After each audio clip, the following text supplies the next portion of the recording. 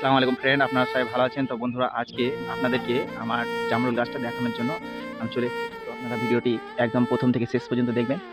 তো দেখুন বন্ধুরা, আমার গাছটি খুব সুন্দর মাশাআল্লাহ একদম, আর জামরুলে তো ভরে ছিল, পুরো গাছটা তো পুরো শুধু জামরুল আর জামরুল।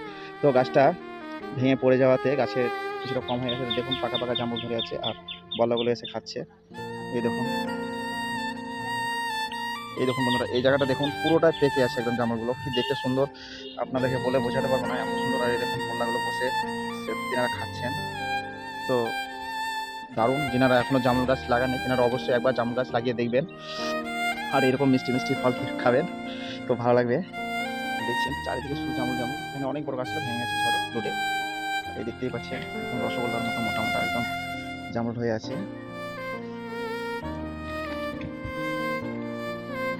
এই দেখুন বন্ধুরা,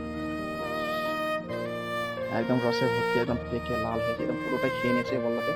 তো গাছটা খুবই সুন্দর।